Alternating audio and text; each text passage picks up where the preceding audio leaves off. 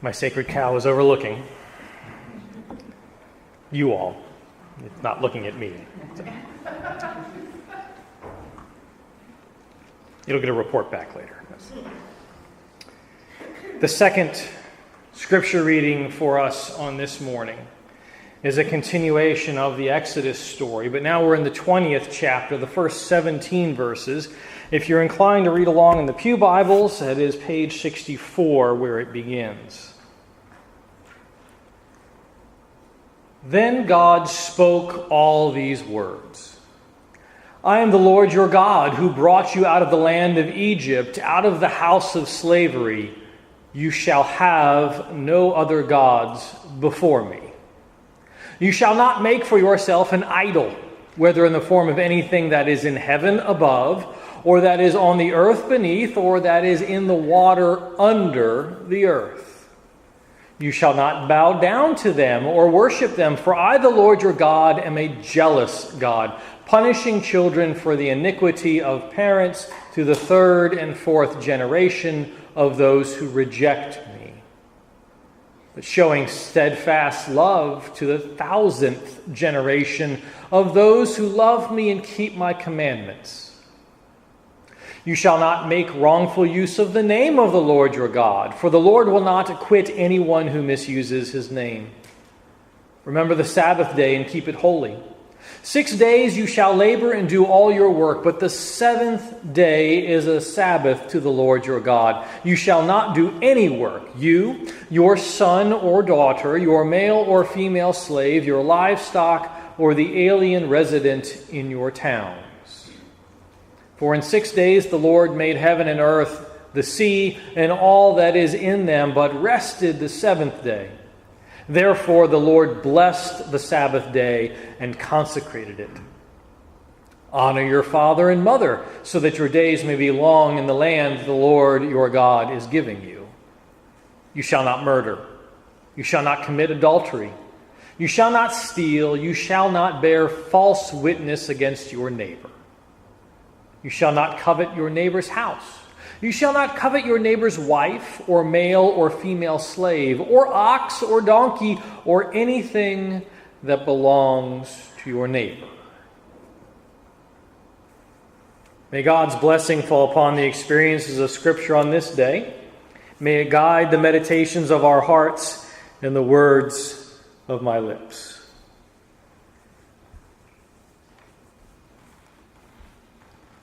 I think there's two classic images that come to mind regularly when we start talking about these 10 best teachings. One is Charlton Heston, or at least his body with my face on it. The other, I always wanted to argue that.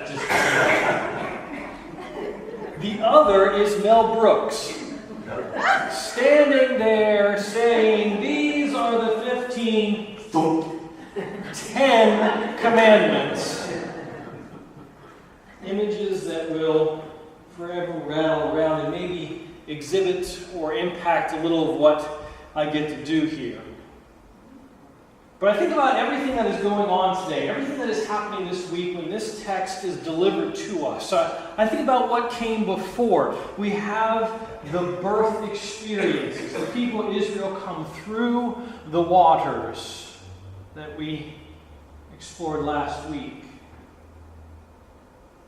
And they're here at the foot of Mount Sinai. And up on the mountaintop, Moses and God, and they're having these conversations as the great cloud is enveloping. And I think about the reconciliation ministry that we have taken a special offering up for, the building of community and the rebuilding of community that takes place. I think about the things of this past week that have been stresses and even fractures in community as people have either lived or relived various traumas in their lives. And I think about the commentaries I spent time with reading, especially the one where the author said, "Please, dear preacher, do not preach all 10 commandments in one sermon."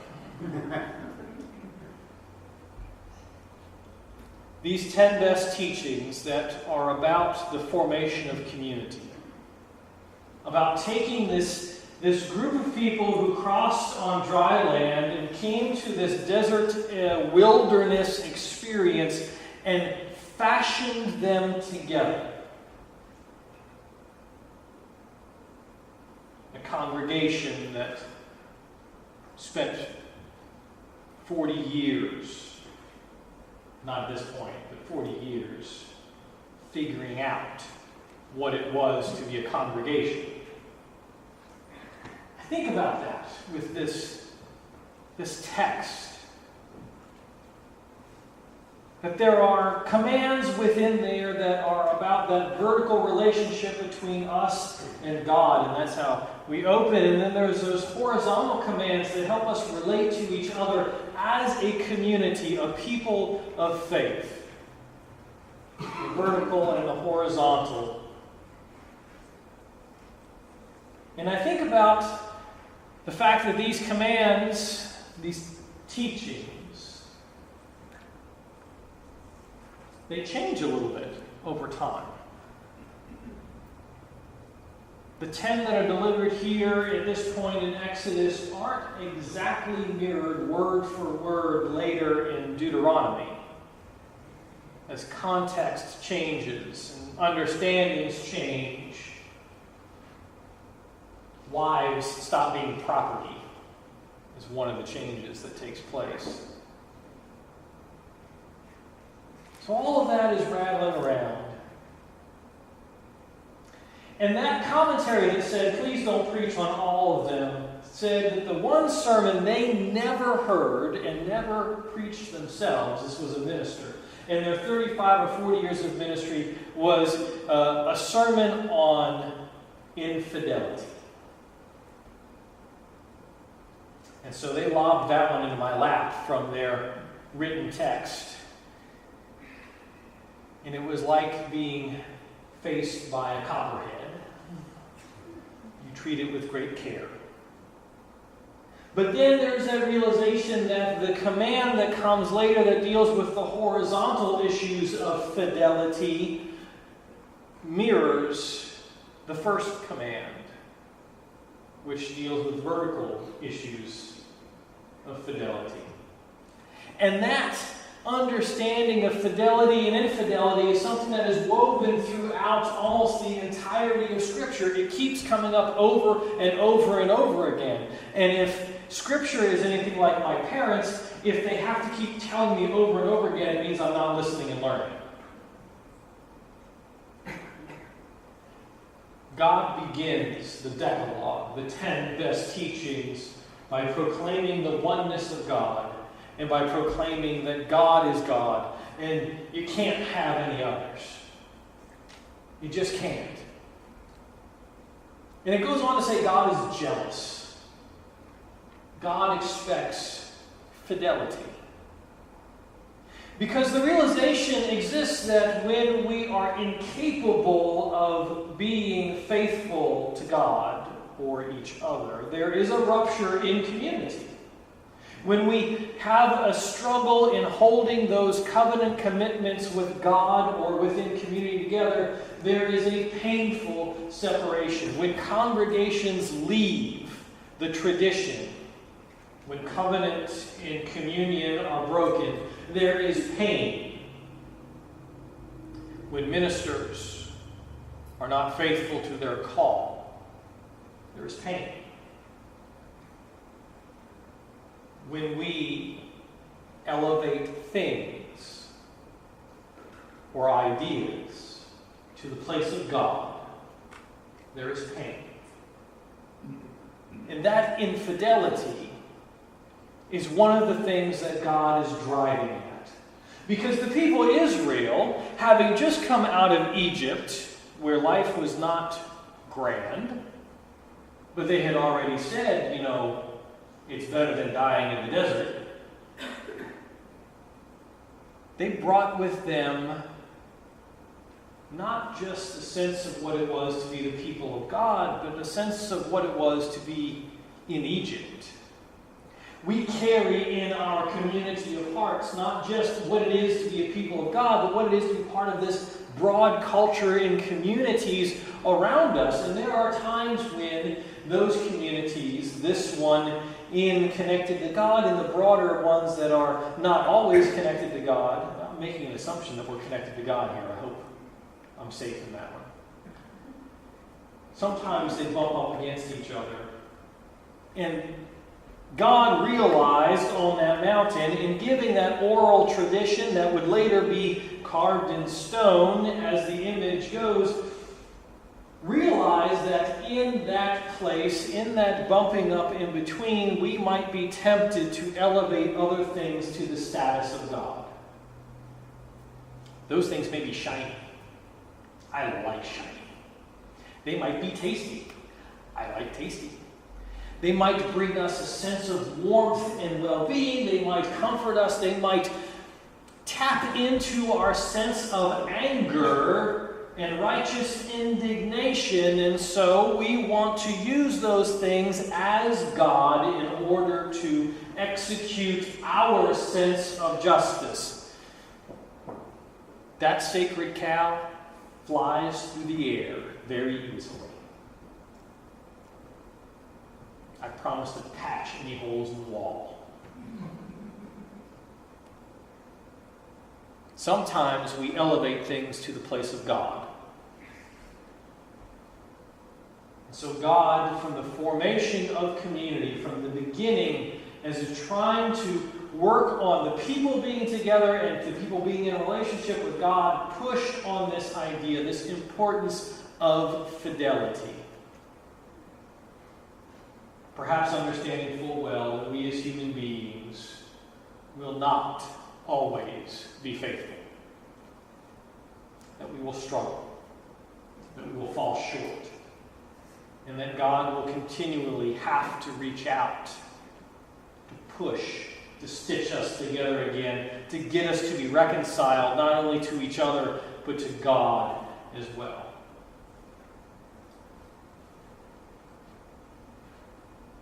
And so here we are, at the foot of the mountain, in the presence of a living God who is delivering an oral word through a prophet. Moses is there. Moses says, God has said, be faithful to God. Discerning that is a lot more challenging than hearing the word. Figuring out what faithfulness is going to look like and how it's going to work and how it's going to feel is going to be one of the biggest wrestling matches of our lives as a people of faith, as a community of faith.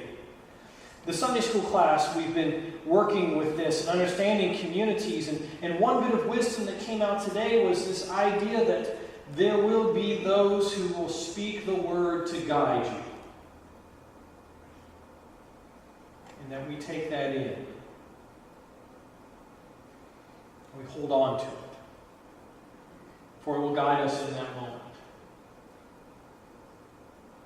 Of course, what happens in the next moment, bets are off. Bless them.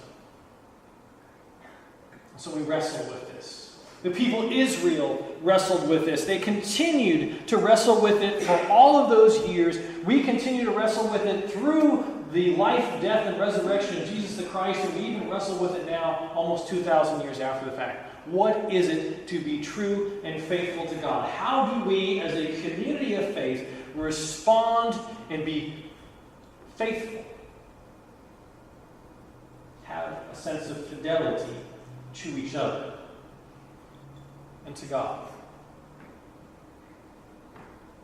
Well, I think one way we might do that is to ask ourselves the question constantly. Does this, whatever it may be, further the mission and the ministry of God's church? And So if I get all rankled over the color of carpeting, it's blue. It's not quite the same shade as the pews. Does my irritation over the color of carpeting, I'm exaggerating by the way, does that further the mission and ministry of the church? Is that something that should break communion? Is that something that should cause me to rupture relationship with God or with those here? No. It just might make me make comments from time to time about the fact that the colors don't match. They're just off enough. But it's not enough to bring me to a point of infidelity. Infidelity to God and to the community of faith. So I ask myself each and every day, is this thing that I'm so wound up with or wrapped up in furthering the mission and the ministry of the church? Is this symbol? Is this event? Is this relationship? Is it going to be about God doing God's work through the church?